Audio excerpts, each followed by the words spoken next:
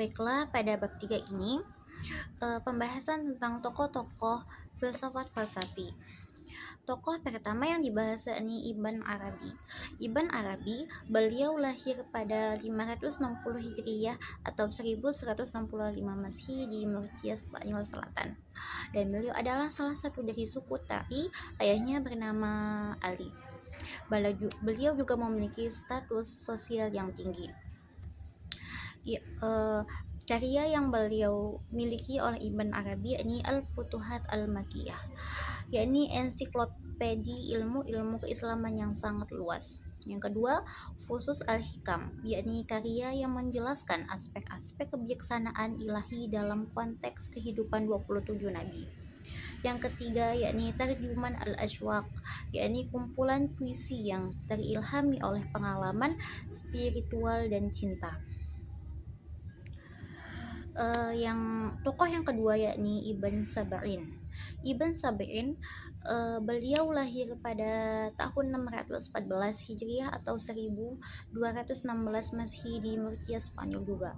Dan beliau adalah salah satu dari keluarga yang bangsawan, yakni ayahnya adalah seorang hakim. Beliau juga seorang sufi dan filsuf yang memiliki banyak murid. Perjalanan hidup Ibn Sab'in. Pertama, beliau belajar bahasa Arab dan kesusastraan di Murcia.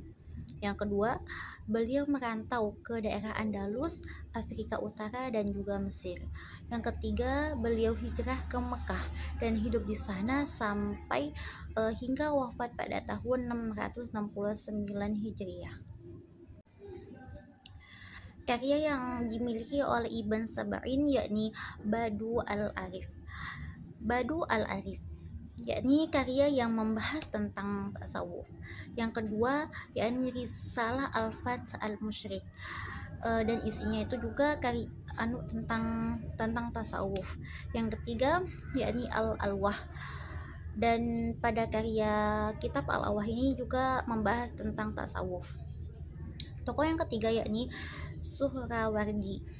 Beliau lahir pada tahun 548 Hijriah atau 1153 Masehi di Persia Barat Laut.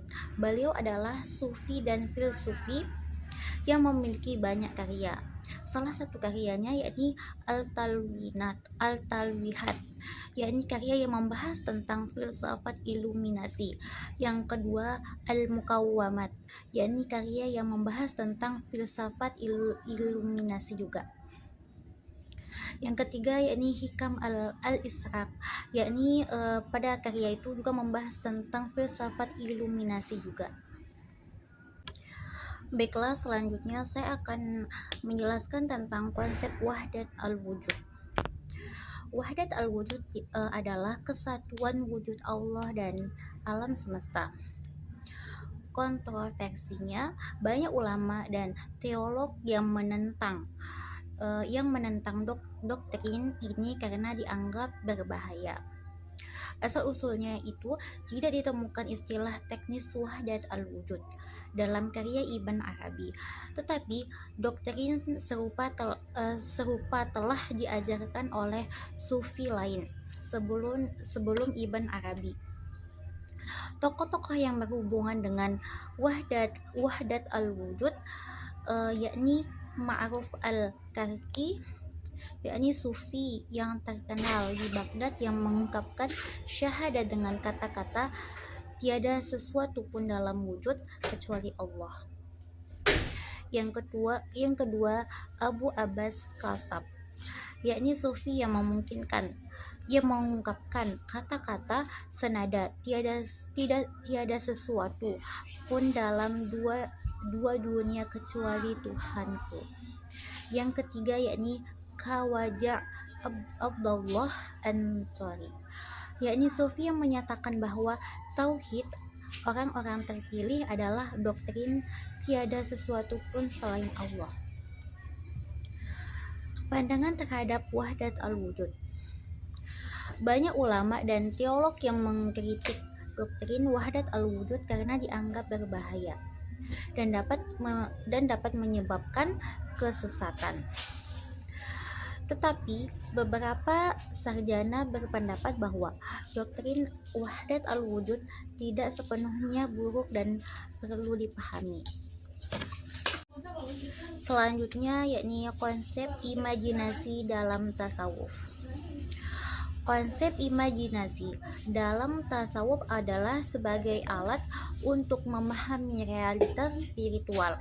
Fungsinya itu untuk membuka tirai ilahi dan memungkinkan pengalaman mistik. Jenis-jenis imajinasi mustahil, yakni subjek yang melihat, dan imajinasi munfasil, yakni objek yang dilihat. Alam imajinasi yakni dunia imajinasi yang berada di antara dua spiritual dan dunia fisik. Sifat-sifatnya itu ambigu, tidak sepenuhnya berbeda dari ruh ataupun tubuh. Fungsinya itu memungkinkan interaksi antara jiwa dan tubuh. Mungkin ini saja yang saya bisa sampaikan. Bila ada salah kata mohon dimaafkan. Wabillahi taufiq wal hidayah. Wassalamualaikum warahmatullahi wabarakatuh.